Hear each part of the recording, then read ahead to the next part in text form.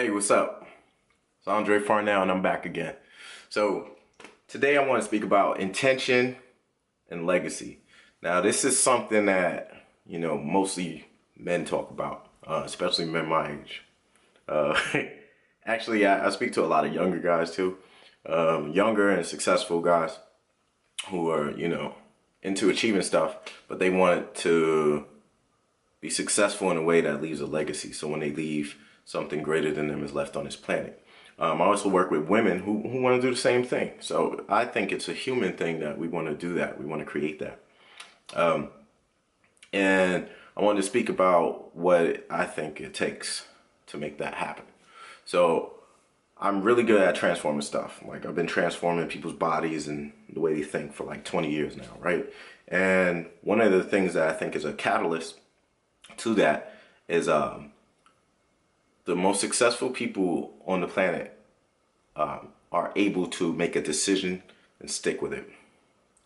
Through high water, low water, they're able to have a constant drive, constant focus.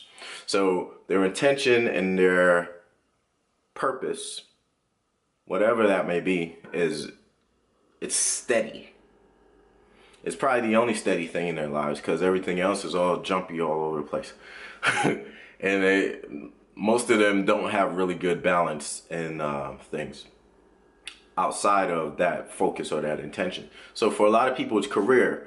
For a lot of people, it's family. Some people are just very driven by family and they have awesome families, but maybe their career, maybe they're always hurting for money or things like that. So I find that humans, we tend to have this focus, but we don't have focus on what I think are the three major things.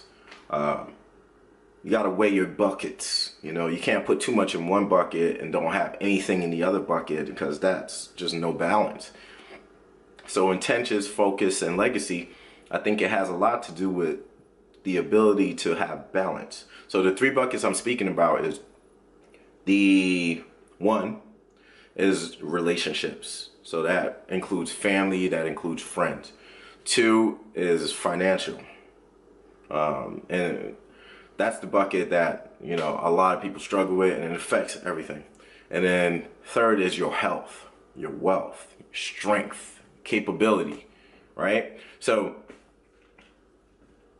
putting too much into any of these three buckets, and I guess your spirituality, and that's another bucket, but putting too much or too little into any of these buckets creates sort of a seesaw, like it's a defect.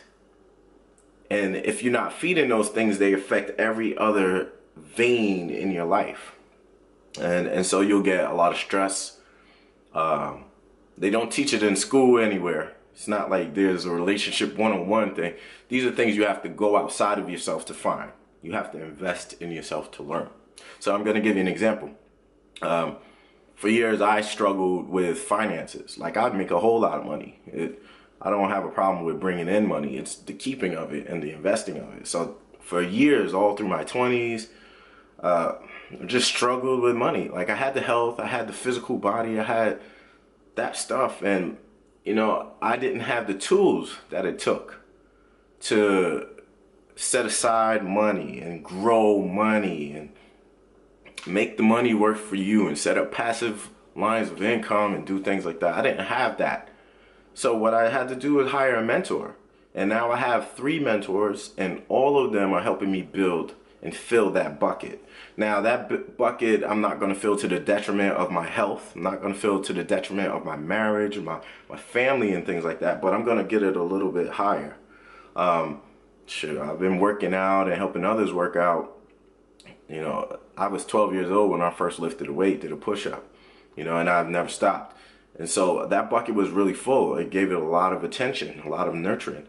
And then my relationship bucket was horrible, had no real close and meaningful relationships.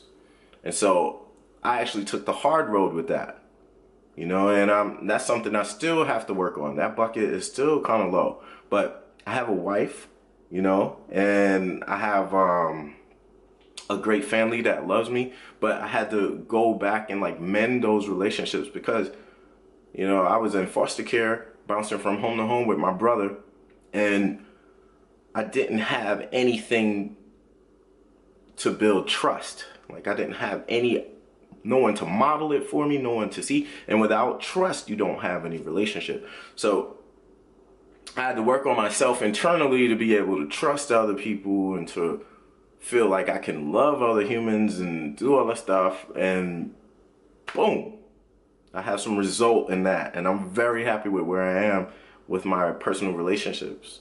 And I'm still working on filling that bucket. So keep your 3 buckets. Like, you have to accept where you are. Maybe your wealth bucket is low and your health bucket is low. Well, take the steps to fill those out. And your answers are going to really be in how good you are at enlisting the help of other people. And that's something that I really sucked with. I do everything my default is to do everything the hard way.